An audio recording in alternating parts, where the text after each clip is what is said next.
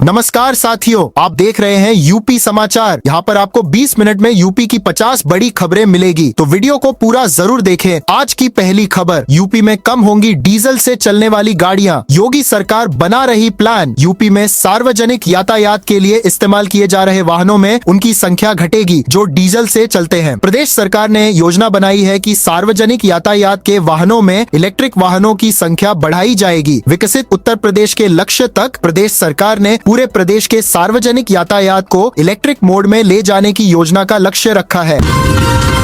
UP के इस जिले के 292 मजरों के लिए गुड न्यूज, फ्री बिजली कनेक्शन मिलेगा। उत्तर प्रदेश के बहराइच जिले में पयागपुर विधानसभा क्षेत्र के गरीब परिवारों के लिए अच्छी खबर है। यहाँ के लोगों को बड़ी राहत मिलने जा रही है। यहाँ 292 मजरों में गरीबों को अब निःशुल्क बिजली कनेक्शन उपलब्ध कराया जाएगा। सोमवार को सौभाग्य योजना फेज 3 का शुभारंभ अकरोरा ग्राम 295 मजरों में गरीबों को अब निःशुल्क बिजली कनेक्शन उपलब्ध कराया जाएगा। सोमवार को सौभाग्य योजना फेज 3 का शुभारंभ अकरोरा ग्राम में विधायक सुभाष त्रिपाठी ने विद्युत पोल स्थापित कर और शिलापट का अनावरण कर किया।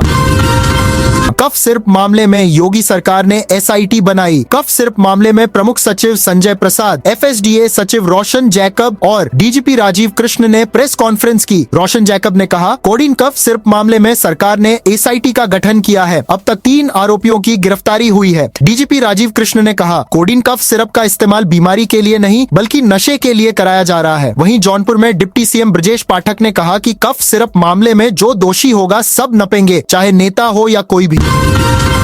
योगी सरकार का फैसला, भू उपयोग बदलवाने के लिए बार बार अनुमति लेने का झंझट खत्म। योगी सरकार ने शहरी क्षेत्रों में आवासीय योजना लाने के लिए भू उपयोग बदलने में लगने वाले समय को देखते हुए बार बार अनुमति लेने का झंझट खत्म करने का फैसला लिया है। आवास विभाग ने मुख्यमंत्री शहरी विस्तारीकरण योजना में नई टाउनशिप लाने के लिए विकास प्राधिकरणों को भू उपयोग बदलने की छूट दे दी है। उन्हें निर्देश दिया गया है कि वे इस योजना में स्वयं बोर्ड की बैठक में प्रस्ताव रखकर कृषि भू उपयोग को आवासीय कर सकेंगे।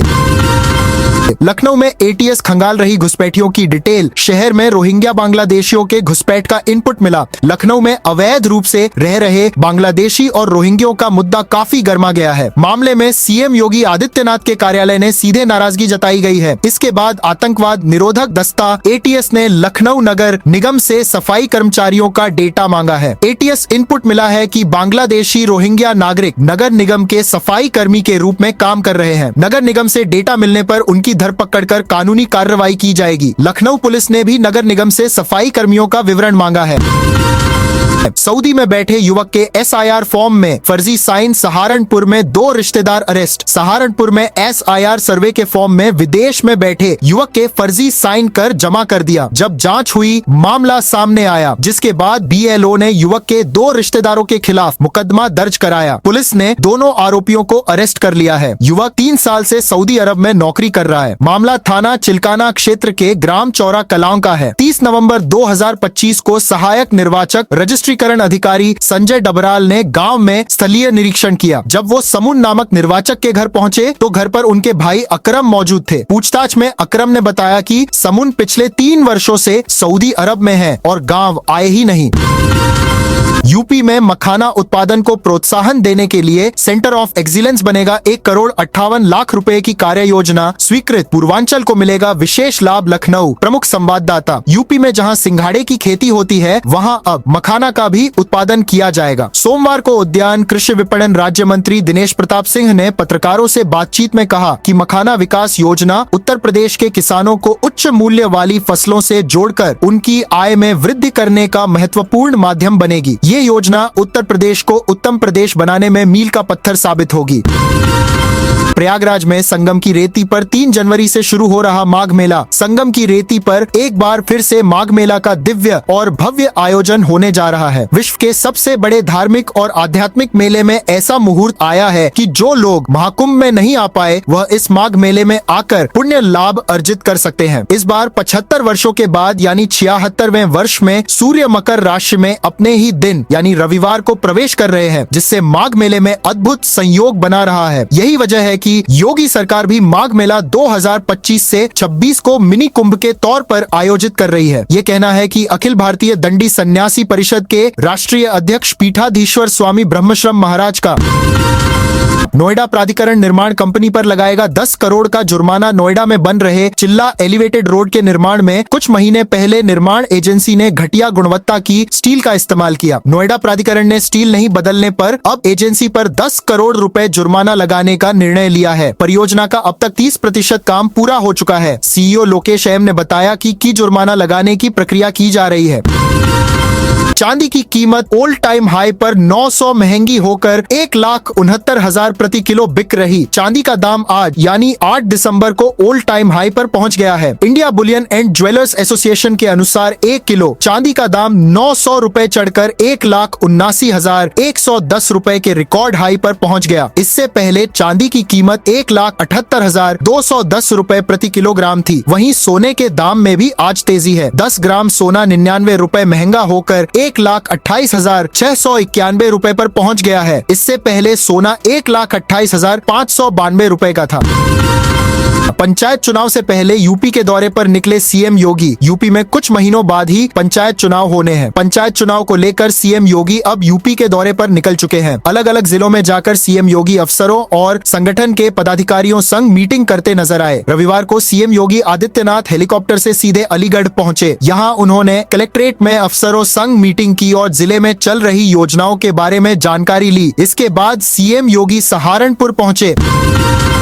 पूर्व विधायक समेत 7 पर मकान कब्जा करने के आरोप में एफआईआर कौशाम्बी में सीएम योगी आदित्यनाथ के आदेश पर भाजपा के पूर्व विधायक समेत 7 लोगों के खिलाफ मुकदमा दर्ज होने के 21 दिन बाद भी कोई कार्रवाई नहीं हुई। इससे परेशान होकर पीड़िता राजकुमारी और उनके बेटे शंकर केसरवानी ने शुक्रवार को लखनऊ में मुख्यमंत्री से दोबारा मुलाकात कर न्याय की गुहार लगाई। लखनऊ आरटीओ का सर्वर दिन भर ठप रहा। ड्राइविंग लाइसेंस नहीं बने लखनऊ के सारथी भवन में सोमवार सुबह ड्राइविंग लाइसेंस संबंधी सेवाओं का कामकाज पूरी तरह चरमरा गया। सर्वर ठप होने के साथ ही नई कंपनी और नए स्टाफ के कारण व्यवस्था पटरी पर नहीं आ सकी। परमानेंट लाइसेंस नवीनीकरण और दस्तावेज स्क्रूटनी बायोमेट्रिक का काम पूरे दिन प्रभावित रहा। इससे आवेदकों की लंबी कतारें लगी रहीं।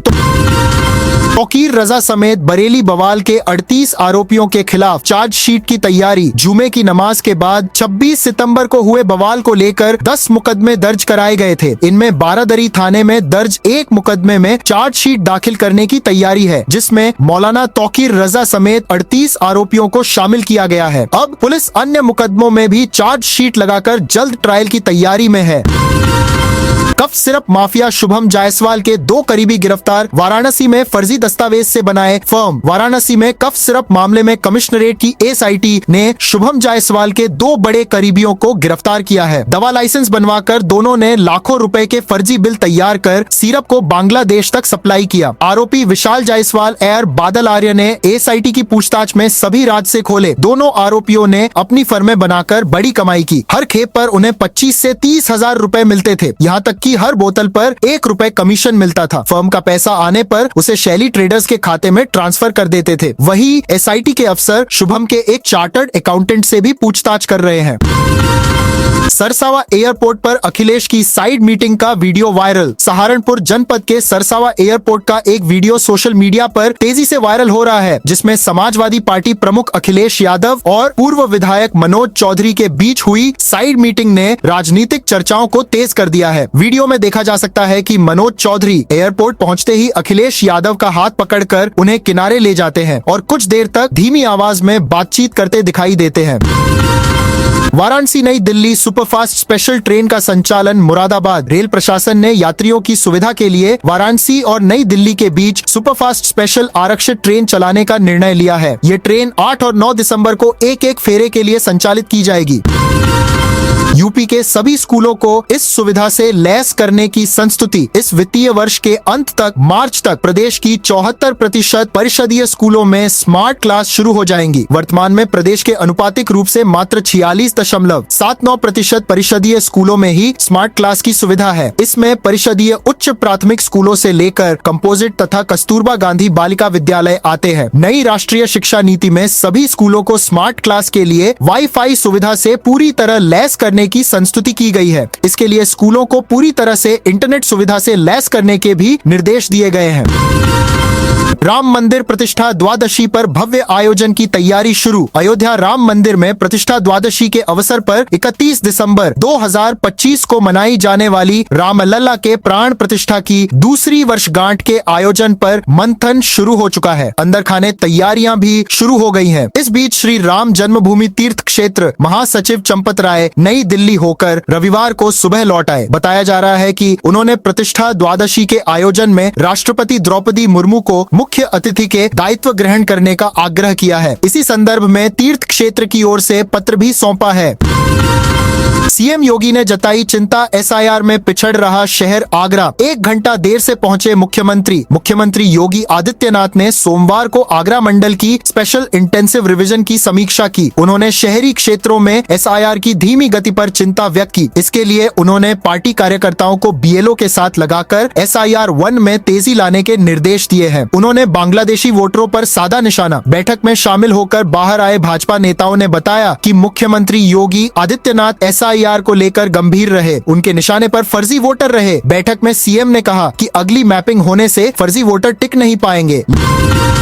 लखनऊ एयरपोर्ट पर इंडिगो की 7 फ्लाइट कैंसिल, काउंटर पर भीड़ कम। लखनऊ एयरपोर्ट पर सोमवार को इंडिगो एयरलाइन की 7 फ्लाइट रद्द रही। हालांकि पिछले दिनों के मुकाबले इंडिगो के काउंटर पर भीड़ कम रही। ज्यादातर यात्रियों का कहना है कि फ्लाइट को रिशेड्यूल किया गया है, डिले करके दूसरे दिन का टिकट दिया जा रहा है। एक यात्री की फ्लाइट रात में थी, लेकिन उसे रिशेड्यूल कर आज शाम का ही टिकट कर दिया गया। एयरपोर्ट पर पिछले 3 दिनों के मुकाबले स्थिति थोड़ी सामान्य रही।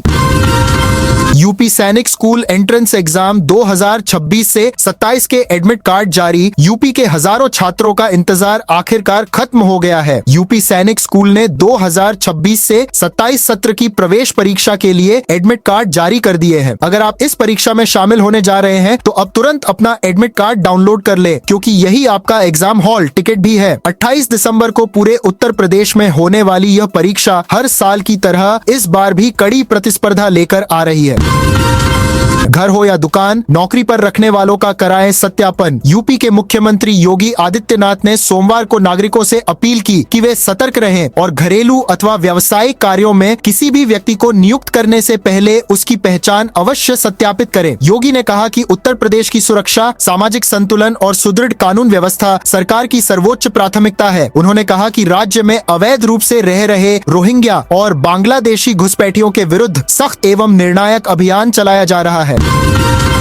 सीएम योगी ने यूपी वालों से चिट्ठी लिखकर मांगा सहयोग। उत्तर प्रदेश के मुख्यमंत्री योगी आदित्यनाथ ने राज्य में छिपकर रहे अवैध नागरिकों को लेकर सख्ती दिखाई है। चुनाव आयोग के विशेष गहन पुनरीक्षण में राज्य में ऐसे लोगों की पहचान सामने आई है, जिसके बाद राज्य सरकार इनको डिटेंशन सेंटर में रखने की तैयारी में जुट गई है। इसी क्रम में मुख्यमंत्री योगी आदित्यनाथ ने प्रदेशवासियों के लिए एक पत्र जारी किया गया है, जिसमें घुसपैठियों की पहचान और उन्हें बाहर करने में सहयोग मांगा है।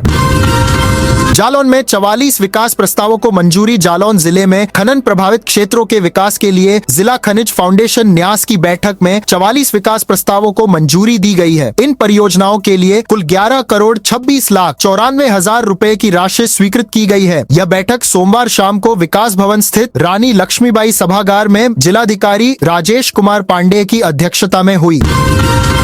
यूपी में एक घर में 45 वोटर 42 का पता नहीं। उन्नाव जिले का पूरन नगर मोहल्ला, यहाँ एक घर मिला। वोटर लिस्ट में उस घर के पते पर 45 लोग रजिस्टर्ड थे। घर के प्रमुख कमलेश कुमार को बीएलओ ने 45 फॉर्म दिए। कमलेश ने 3 भरकर वापस कर दिए, बाकी 42 खाली रह गए। बीएलओ ने बाकी 42 के बारे में पूछा तो कमलेश ने कहा कि हम नहीं जानते। बीएलओ साहब का सिर चकरा गया, आखिर ये कैसे हो सकता है। उन्होंने आसपास के लोगों से बात की, दूसरे मोहल्लों के लोगों से बात की, लेकिन कहीं कुछ पता नहीं चला। यूपी के 33 जिलों में 14 से 22 दिसंबर तक पिलाई जाएगी पोलियो ड्रॉप। प्रदेश के 33 जिलों में 14 से 22 दिसंबर तक पल्स पोलियो अभियान चलेगा। इसमें 0 से 5 साल तक के 1 करोड़ 33 लाख बच्चों को पोलियो वैक्सीन पिलाई जाएगी। अभियान के पहले दिन 44,726 पोलियो बूथ पर ड्रॉप पिलाई जाएगी। इसके अलावा 29,660 टीमें और 10,000 से अधिक पर्यवेक्षक घर घर जाकर बच्चों को पोलियो ड्रॉप पिलाएंगे। राज्य प्रतिरक्षण अधिकारी डॉक्टर अजय गुप्ता के अनुसार लखनऊ, उन्नाव, वाराणसी, बांदा, आगरा, गौतम बुद्ध नगर, गाजियाबाद, इटावा, अंबेडकर नगर, फिरोजाबाद, अमेठी, भदोही और अयोध्या में पोलियो पिलाई जाएगी। यूपी में मार्च तक परिषदीय स्कूलों में बढ़ेगी स्मार्ट क्लास की रफ्तार। प्रदेश में परिषदीय स्कूलों को डिजिटल शिक्षा से जोड़ने की दिशा में कदम उठाया जा रहा है। इस वित्तीय वर्ष के अंत तक प्रदेश के 74% परिषदीय स्कूलों में स्मार्ट क्लास की सुविधा शुरू हो जाएगी। फिलहाल सिर्फ 46.79% स्कूलों, जिनमें उच्च प्राथमिक स्कूल, कंपोजिट विद्यालय और कस्तूरबा गांधी बालिका विद्यालय KGBV में ही स्मार्ट क्लास उपलब्ध है। ऊर्जा मंत्री बोले, अखिलेश की मति मारी गई, भगवान सद्बुद्धि दे अखिलेश यादव की मति मारी गई है। उन्हें समझ नहीं आता कि क्या बोल रहे हैं। भगवान उनकी जिह्वा पर सरस्वती का वास कराए, मति और वाणी को शुद्ध करे ताकि राष्ट्रहित और जनहित की बात कर सके। अखिलेश को भाजपा को राष्ट्रवाद का पाठ पढ़ाने की जरूरत नहीं है। ये बातें उत्तर प्रदेश सरकार के ऊर्जा एवं नगर विकास मंत्री अरविंद कुमार शर्मा ने रविवार को जौनपुर में कही। उनका यह बयान अखिलेश यादव के उस बयान के विरोध में आया जिसमें सपा प्रमुख ने भाजपा को राष्ट्रवादी नहीं, राष्ट्र विवादित पार्टी कहा था। लोकसभा में वंदे मातरम के 150 साल पूरे होने पर चर्चा हुई। इस दौरान सपा प्रमुख अखिलेश यादव ने कहा, वंदे मातरम कोई दिखावा नहीं, कोई राजनीति का भी विषय नहीं। इनके भाषण और विचार सुनते हैं तो लगता है कि इन्होंने ही इस गीत को बनवाया है। ये राष्ट्रवादी नहीं, राष्ट्र विवादी लोग हैं, दरारवादी लोग हैं। पीएम ने कहा कि वंदे मातरम गाने पर अंग्रेज बच्चों पर मुकदमे कर देते थे। मैं कहना चाहूंगा कि आज आजादी के बाद यूपी में क्या हो रहा, बच्चों के स्कूल बंद कर दिए गए, पीडीए के लोगों ने पढ़ाने की कोशिश की तो उन पर मुकदमा दर्ज कर दिया गया। यूपी में 500 करोड़ की लागत से बनेगी प्रदेश की पहली फॉरेस्ट यूनिवर्सिटी। योगी सरकार प्रदेश का पहला वानिकी विश्वविद्यालय गोरखपुर के कैंपियरगंज में बनाने जा रही है। मुख्यमंत्री ने इसकी घोषणा करीब 1 वर्ष पहले की थी। इसकी विस्तृत परियोजना रिपोर्ट फाइनल हो गई है। इसे करीब 500 करोड़ रुपए की लागत से बनाया जाएगा। जल्द ही DPR कैबिनेट की बैठक में स्वीकृति के लिए रखी जाएगी। विश्वविद्यालय के अधिनियम का ड्राफ्ट भी अंतिम रूप दिया जा रहा है। यह विश्वविद्यालय करीब 125 एकड़ में बनाया जाएगा। यहाँ वानिकी, कृषि वानिकी, सामाजिक वानिकी व औद्यानिकी की पढ़ाई कराई जाएगी। कन्नौज में खाद न मिलने पर किसानों का हंगामा। कन्नौज के सौरे कस्बे में खाद वितरण को लेकर किसानों ने सोमवार को जमकर हंगामा किया। किसानों का आरोप है कि सुबह से लाइन में लगने के बावजूद उन्हें खाद नहीं मिल पाई, जबकि सहकारी समिति पर परिचितों को प्राथमिकता के आधार पर खाद दी जा रही थी। ये घटना सौरे कस्बे की बहुउद्देशीय प्राथमिक सहकारी समिति में हुई। किसान सुबह से ही खाद लेने के लिए लाइन में लगे थे। शाम होते होते जब उनका नंबर आया तो उन्हें खाद देने के बजाय बार बार पीछे लाइन में लगने को कहा गया, जिससे वे आक्रोशित हो गए। बिना GST प्रपत्र माल ढोते एक ट्रक सीज। फर्रुखाबाद में माल वाहनों के खिलाफ चलाए गए सघन चेकिंग अभियान के दौरान एक ट्रक को बिना GST प्रपत्र के माल ढोते हुए जब्त किया गया। इस कार्रवाई में 4 ओवरहाइट और 2 ओवरलोड ट्रक भी सीज किए गए। जिलाधिकारी आशुतोष कुमार द्विवेदी के निर्देश पर सोमवार को RTO प्रवर्तन सुभाष राजपूत ने सहायक आयुक्त राज्य कर सचल दल फतेहगढ़ के अमित त्यागी के साथ मिलकर यह अभियान चलाया। जनरलगंज में शटर काटकर 8 लाख की चोरी बंदी होने के कारण साड़ी की दुकान नहीं खुली थी। कानपुर के जनरलगंज कपड़ा बाजार में रविवार देर रात चोरों ने साड़ी की दुकान का शटर गैस कट्टर से काटकर 8 लाख कैश पार दिया। सुबह कर्मचारियों के साथ दुकान पहुंचे संचालक ने शटर कटा देखा। उन्होंने अंदर जाकर देखा तो कांच का दरवाजा टूटा पड़ा हुआ था और गोलक में रखा कैश चोर पार कर ले गए थे। जानकारी पर पहुंचे कपड़ा कमेटी के पदाधिकारियों ने पुलिस गश्त न होने पर नाराजगी व्यक्त करते हुए हंगामा किया। झांसी की 535 वक्फ संपत्ति पोर्टल पर हुई दर्ज। मुफ्ती इमरान ने जिले में घूमकर किया जागरूक। झांसी में मौजूद वक्फ यानी समाज सेवा के लिए दान दी गई 535 संपत्तियां उम्मीद पोर्टल अपलोड हो चुकी हैं। अल्पसंख्यक समाज कल्याण विभाग और समाज सेवक मुफ्ती इमरान नदवी के प्रयासों के बाद समय सीमा में यह काम हो गया। हालांकि कुछ संपत्तियां तकनीकी कारण से अपलोड नहीं हो सकी, लेकिन उनकी संख्या काफी कम है। मुफ्ती इमरान नदवी ने बताया कि पूरे जिले में लोगों को जागरूक करने के बाद वह आगे आए। तो दोस्तों, यह थी आज उत्तर प्रदेश के सभी जिलों की दिन भर की ताजा और बड़ी खबरें।